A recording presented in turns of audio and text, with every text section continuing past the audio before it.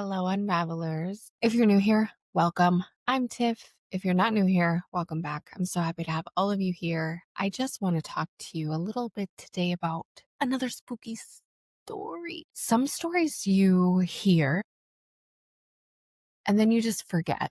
They're just noise. They just pass through your life for a moment. Others, though, other stories get under your skin. They find a place to live, like in the back of your mind, and they leave this chill that never really goes away, no matter how hard you try to shake it. This story, for me, is one of those stories. Tonight's story is about a young woman who died in West Germany in 1976. That much we know, right? That much is certain. The date, the time, the place, those are the facts. But how she died, well, that depends entirely on who you ask. And the answer you get will tell you more about the world that we live in, the seen and the unseen, than you might be comfortable with. Was it a tragic, preventable death caused by this catastrophic failure of medicine and reason? Or was it the final, tragic, brutal act in a war fought against an evil so ancient that it has no name? This is the story of Anneliese Michel, and it begins with her death, or rather, her two deaths. Let's unravel.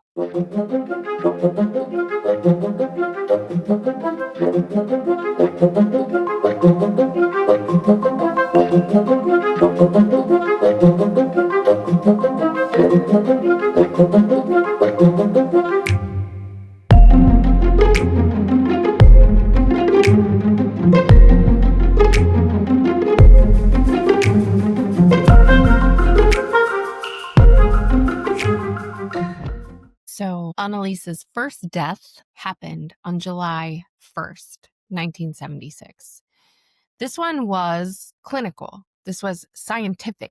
This was written in the very cold language of an autopsy report. It was found that 23-year-old Anneliese Elizabeth Michel succumbed to severe malnutrition and dehydration. At the time of her death, she weighed a skeletal 68 pounds, the weight of a young child. Anneliese's body was a roadmap to the suffering that she had endured. It was covered in bruises. It was covered in bed sores. Her teeth were fractured. Her knees were shattered.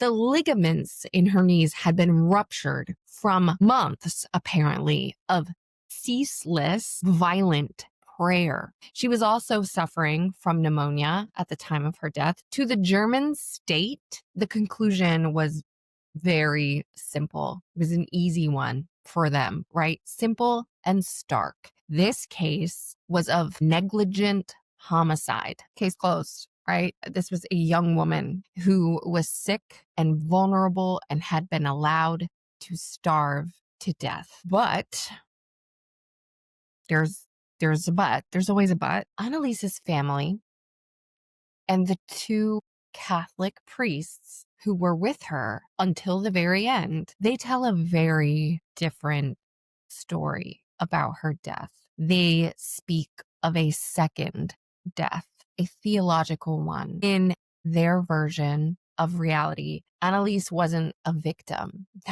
No, she was a martyr. Yeah, they claim that in her final whispered moments, she was at last freed from not one, not three, but 6 demons that they believed had been nesting in her very soul. A demonic cohort, if you will, that included, they said, Lucifer himself, Cain, Judas, the Roman Emperor Nero, and even Adolf Hitler. As proof, they point to what they saw just after she passed. They say stigmata, right, which is the crucifixion wounds of Jesus Christ, appeared on her hands and her feet. This is a divine sign that her soul had been saved and that her sacrifice had been accepted. So, which is it? Is it a medical tragedy or is it a spiritual triumph?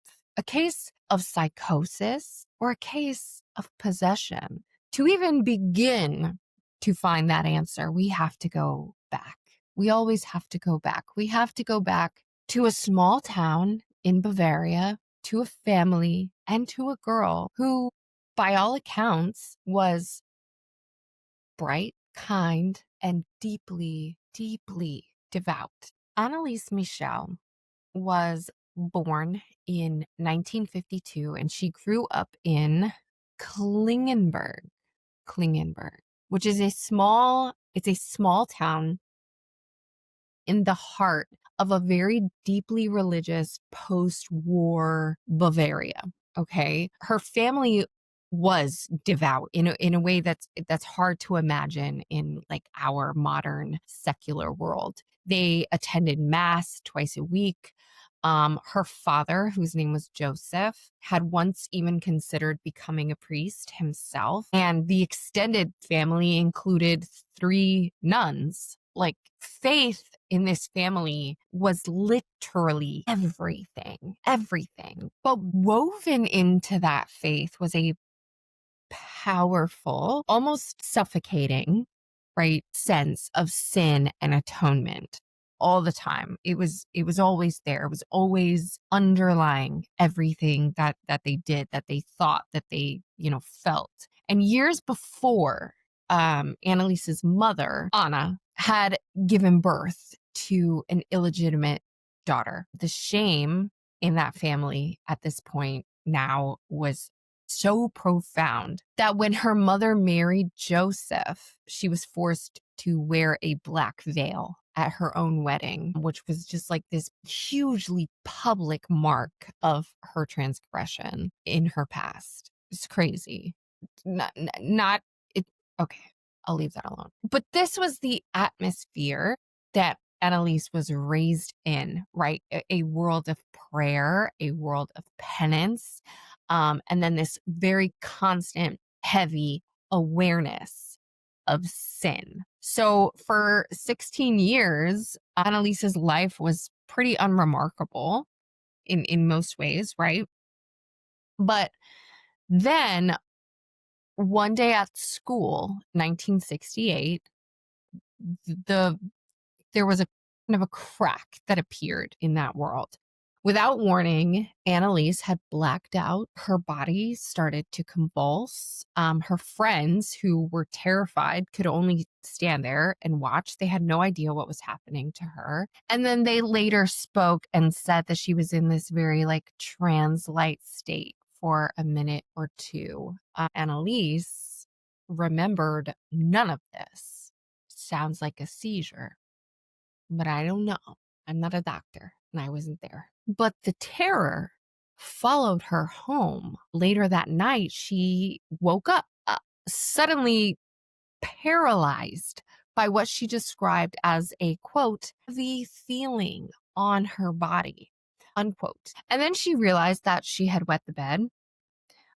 A year later, same exact thing happened again. And then a third time it happened in June of 1970 while she was in a psychiatric hospital. So the medical establishment that she was in responded as you would expect, right? A neurologist diagnosed her with temporal lobe epilepsy, or TLE. This is a neurological disorder that is known to cause seizures. She was also diagnosed with an associated epileptic psychosis and depression. So it's critical to know and understand what TLE is, right? It doesn't always cause like these full body convulsions that we see in movies and things like that, right? It can actually trigger partial seizures, absent seizures, right? That can cause memory loss. It can cause altered states of consciousness, and it can also cause some pretty vivid, terrifying hallucinations, right? Sights, sounds, even smells that aren't actually present. TLE is often associated with intense religious or mystical experiences. So her brain, in essence, was perfectly wired for a spiritual crisis to emerge. For the next 5 years, doctors tried to help Anneliese. They prescribed a cocktail of medications, so anticonvulsants, things like Dilantin, antipsychotics like Alept, and mood stabilizers like Tegretol, right? But nothing was working. Nothing is working. Her depression just kept getting deeper and darker. Anneliese and her family just watched as modern medicine offered absolutely everything that it could, and in their opinion, failed completely. Their frustration, of course, starts to grow into this like profound loss of faith, right? Not in God, no, but in science. Medicine is not working. Science is not working. My daughter is still very ill. And so around 1973, the nature of Annaliese's suffering began to change greatly, starting to look completely different at this point. It started to speak the language of her faith. While praying, she would start to see terrifying hallucinations, what she called devil faces. That is a quote. She heard voices whispering to her, hissing at her that she was damned, and that she would rot in hell. And her diagnosed depression actually became suicidal. And this was just kind of the beginning of this devastating like feedback loop, right?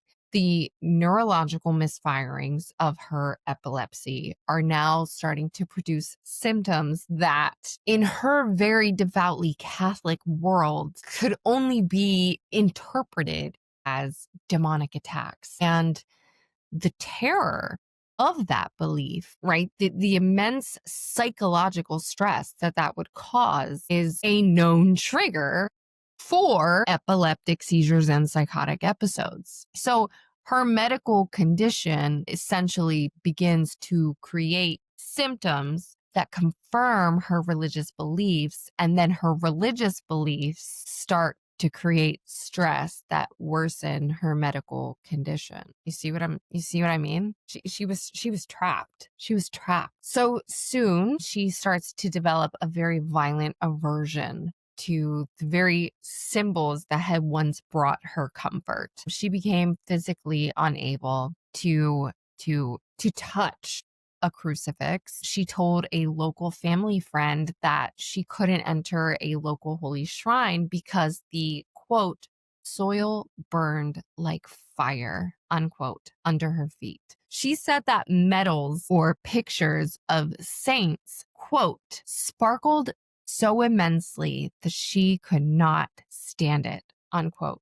To her family, who had watched so many doctors kind of shrug their shoulders over the last 5 years, to them, these were not symptoms of a neuropsychiatric disorder. They were the unmistakable signs of something else entirely. Something unholy was happening to their daughter. So now we have Annaliese's behavior becoming more and more extreme, right? As if she was acting out of a role from a medieval text on demonic possession, right? Every check, every box checked. She would rip the clothes from her body. She would compulsively perform hundreds of squats a day. Some reports say up to 600, right? With such force, this violent force, that she would actually eventually rupture the ligaments in her knees. The stories from this period of Annaliese's life are the stuff of, it's literal nightmares, right? She was seen crawling under a table, barking like a dog. She would stay there, barking like a dog under this table for 2 days straight. 2 days. She would eat spiders. She would eat coal. She bit the head off of a dead bird. She was seen licking her own, trigger warning, licking her own urine up off of the floor. She would scream and scream and scream for hours on end until her voice was raw. Now, with all of these behaviors in mind, the devout Catholic upbringing and family, with all of this in mind, the people around her were fully convinced that she was possessed. Okay. And so at this point, the Michel family began a desperate search for an exorcist. There was no other way out of this. They needed someone to expel whatever was inside of their daughter. They needed it out. But the Catholic Church, at least in the beginning, was very cautious here, okay? Priest after priest after priest would turn the family away. They would all recommend that she continue with medical treatment, and they all informed the family that the rite of exorcism was a very serious and very final step that required the express permission of the local bishop. The institution, it seemed, was, at least for now, siding with silence. But here we are. And so we know that that consensus was broken, right? We know it was broken at some point, and it was. It was broken by a priest named Father Ernst Alt. After meeting with Anneliese in September of 1974, he made a very fearful declaration. He told her family that she, quote, didn't look like an epileptic, and that he had never personally seen her have a seizure. He was the first person of clerical authority to validate their very deepest and darkest fears. He gave their terror a name. With his encouragement, Anneliese herself began to embrace this new identity. She was no longer a sick girl. She was a martyr. In letters that she wrote to Father Alt, she expressed a desire to suffer for the sins of others. Quote, I want to suffer for other people, but this is so cruel. She began to speak of her impending death as an act of atonement for, quote, the wayward youth of the day and the apostate priests of the modern church, unquote. Father Alt then began this very persistent campaign, right? He would petition the Bishop of Wurzburg, Joseph Stangl, for an official exorcism. And the final piece of persuasion came in September of 1975 in the form of a very detailed report by Father Adolf Rodewig. He was a very respected authority on the subject of exorcisms at this time. He was considered to be very knowledgeable. This report convinced their bishop. He granted permission for the major rite of exorcism according to the ancient text of the Ritual Romanum. I don't know how to say that, but I'm going to put it here. He appointed a seasoned priest. His name was Father Arnold Rons, to conduct the rite with Father Alt assisting. But the bishop gave one chilling order. The entire process was to be carried out in, quote, total secrecy. This doesn't seem to me like a very proud declaration of faith, right? This is a quiet, anxious decision made behind closed doors, suggesting that maybe the man who authorized this ritual knew that he was stepping into some pretty dangerous, perhaps controversial territory. IMO, in my opinion, allegedly. Ich hab Recht dazu, dass ich in dem Wald rein bin. Ich trag dir die Rotznase noch so lang, bis es lebt wird. So blöde Weib. Für uns gibt's kein Tode. Nee! In alle Ewigkeit! And so a lot of these sessions, like the clip of the one you just heard, right? These were grueling. They were held like once or twice every single week. They were often lasting for up to 4 hours. Anneliese was very frequently throughout this time, she was restrained. She was either held down by her father and others, or at times she was even chained to a chair to control her violent outbursts. Apparently, reportedly, at Annaliese's own request, she stopped taking all of her prescribed medications. All of her prescribed medications. Her family completely stopped consulting with physicians, and they placed their entire faith in the power of these exorcism rites. On these tapes, like, you can hear her voice change. It drops into this very deep demonic growl.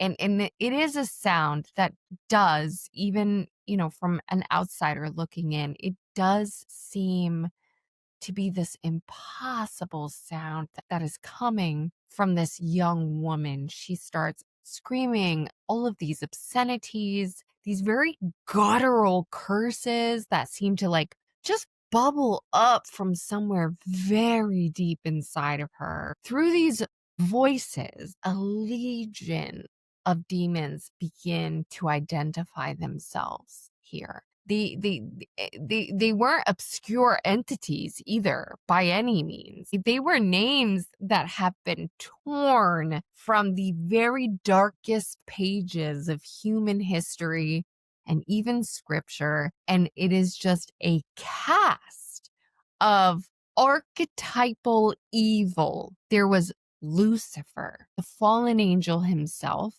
Cain, the first murderer. There was Judas Iscariot, okay, who was the great betrayer.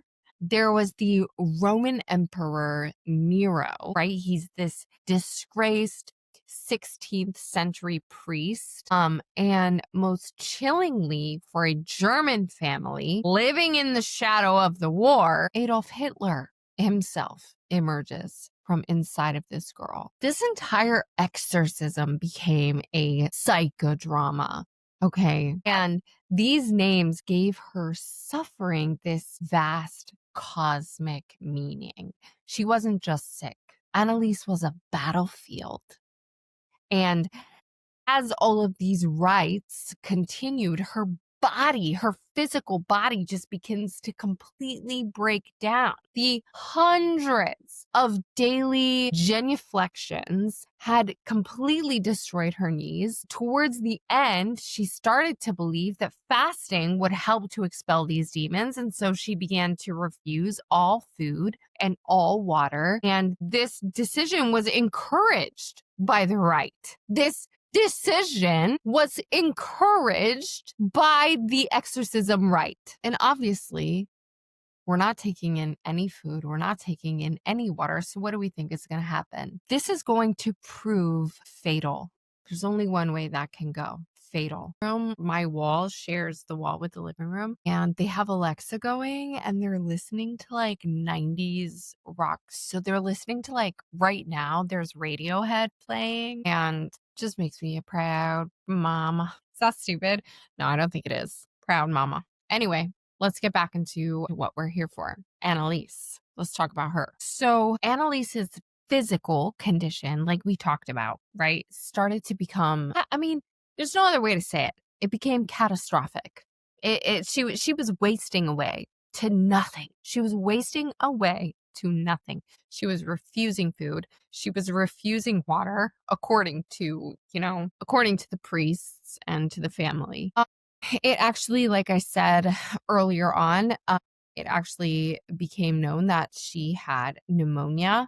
Her teeth were fractured. They were breaking. A lot of people think that this is from biting and clenching. Her body was completely covered in bruises. And then these massive open bed sores. Her hair had started to fall out. On the last night of Annaliese's life, which was June 30th, 1976. Let me get comfortable for this one. She was completely emaciated. She was feverish. She was barely conscious at this point. She died in her sleep in the early hours of July 1st, and her last known words spoken to the priests were a plea, quote, beg for absolution. The autopsy, as we now know, found that she died of starvation, but the priests and the parents, they held to their truth. They certainly did. They claimed that the exorcism had worked. It had worked.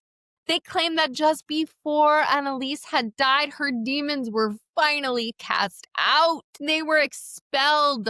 They were exorcised, and that the stigmata appeared on her hands and her feet, and that was proof that her soul had finally been set free. But the German state, they had another word for all of this, and they called it homicide. That's what they called it. The trial, because there was a trial. The trial began on March 30th, 1978 in the district court of, I have no idea how to say that, and so I'm just going to put it there. Should I try? Aschaffenburg. I think I did that. This trial drew immense international interest. Okay, this was not just a trial of two parents and two priests. This was a trial that placed this ancient religious rite in the dock of a modern secular court. Joseph and Anneliese Michel, right? Father Ernst Alt and Father Arnold Renz, right? These are all the people that we talked about a little while ago. They were all being charged with negligent homicide. The prosecution, in this case, built a foundation of expert medical testimony. They had doctors testifying one after the other that Anneliese was not possessed. She was not possessed. They argue that her disturbing manifestations, right, these things that people were witnessing her doing were the predictable psychological effects of her strict religious upbringing, combined with her diagnosed psychiatric medical conditions, temporal lobe epilepsy, and psychosis. The core of their argument was very simple here. There's no mincing words, okay? They very blatantly said that her death was entirely preventable.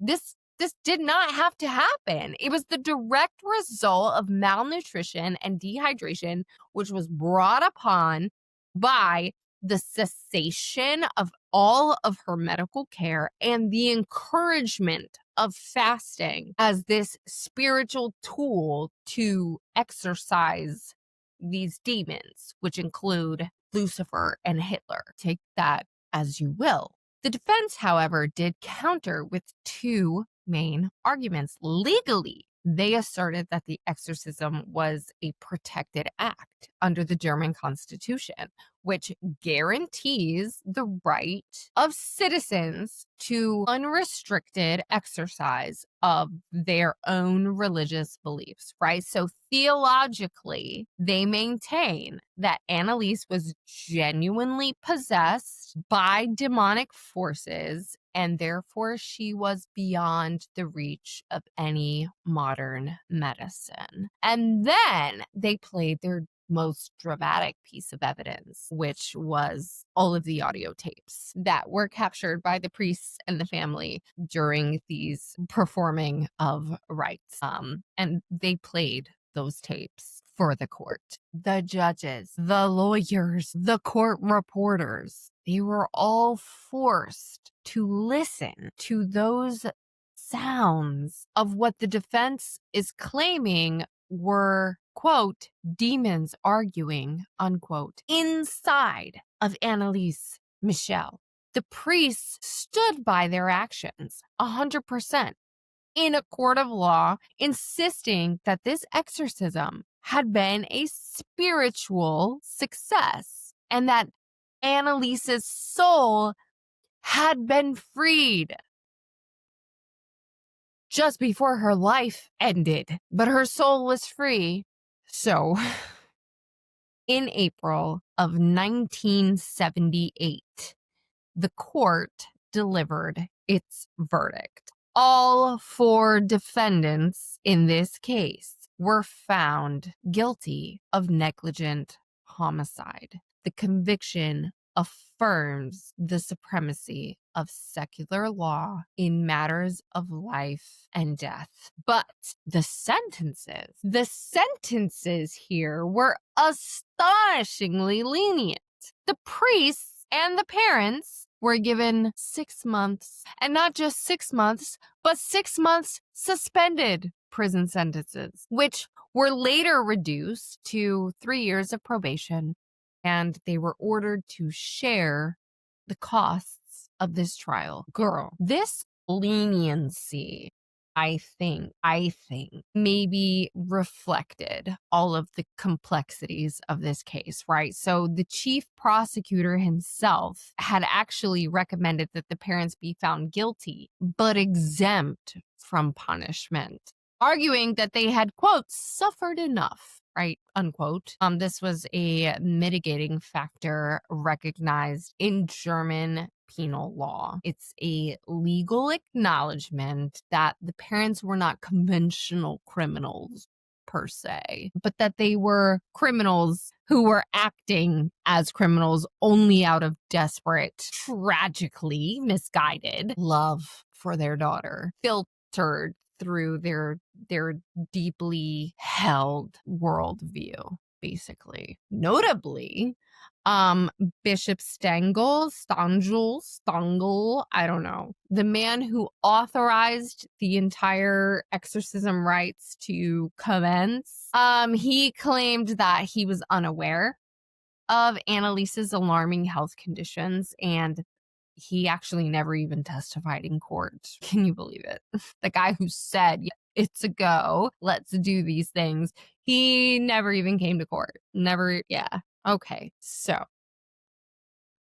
this ended up being a lot less spooky than I intended and a lot more true crime than I intended. But either way, I'm here for it, and I hope you are too. Still, as a matter of fact, if you're still here this far into this video, give it a like, give it a subscribe. Guys, we're so close to 1,000. We can do this. Anyway, so the death of Anneliese Michel, it did not end her story. It actually propelled her story into the public consciousness. And it continues to this day to provoke a lot of debate. And it actually inspires some cultural works. Her case has been adapted into several films, most notably two that offer very starkly different interpretations. And you should watch them both. Neither is all based in fact, but it's stark contrast to the religious views and interpretations and the legal views and interpretations, right? So we have, which many of you may have actually seen, the American film The Exorcism of Emily Rose. This was made in 2005, right? This very loosely adapts this case into a like supernatural horror movie that is structured around this courtroom drama, and it definitely sensationalizes the events, right? It uses all of the good old horror I hate saying that word even though I love the genre. Horror tropes to frame the very central question, was it real, as a form of entertainment, right? And then in complete contrast, we have a German film called Requiem. Have you guys ever seen it? Right? It was released a year later after The Exorcism of Emily Rose, and it is a very sober psychological drama that very deliberately avoids all of the supernatural tropes and supernatural effects. It focuses on the human tragedy itself, right? The confluence of pressures from her illness, her oppressive family, and then her intense religious fervor that basically led her into a complete collapse. And it treats her story not as like some spectacle, right, but as this very painful national memory that needs to be understood. And you know me, I'm here for all of that. This word again, the Aschaffenburg trial became quite a major scandal in Germany, actually, and it led to a very sharp decrease in the number of officially sanctioned exorcisms performed in that country, right? So in the decades that followed, the Vatican actually undertook a revision of its exorcism guidelines. They took a whole new look at this and was like, wait a minute, we need to talk about these things, okay? So the new rite of exorcism, which was issued in 1999, places a much stronger and a much more explicit emphasis on the need for much more thorough medical and psychiatric evaluations to rule out any mental or physical illness whatsoever before an exorcism can even be considered in the church. It was a very formal acknowledgement, in my opinion, of the need to collaborate with rather than dismiss medical science. And it's a key lesson that is learned through tragedies like Anneliese's. But despite the legal verdict and the overwhelming medical evidence in this case, the theological narrative of Anneliese's life and death, it endures. For a segment of devout believers, she is to this day seen as a martyr of her faith. Her grave in Klingenberg has actually become an unofficial pilgrimage site.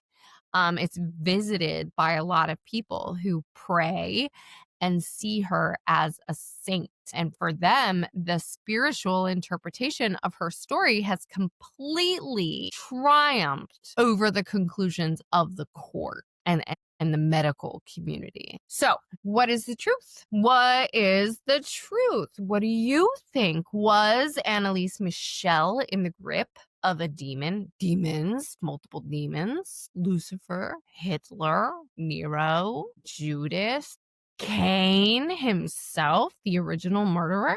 Or was she in the throes of delusions that were fed by her deeply devout religious beliefs, her family's deeply devout religious beliefs, and so on? Was she a martyr of her faith, maybe? Or was she a casualty of war between medicine and faith? She was no doubt a victim. She was the victim of this perfect storm, right? It's this severe neurological illness that medicine at that time, unfortunately, was not able to cure, right? But then there was this deeply ingrained religious faith that provided a powerful framework that was ultimately deadly.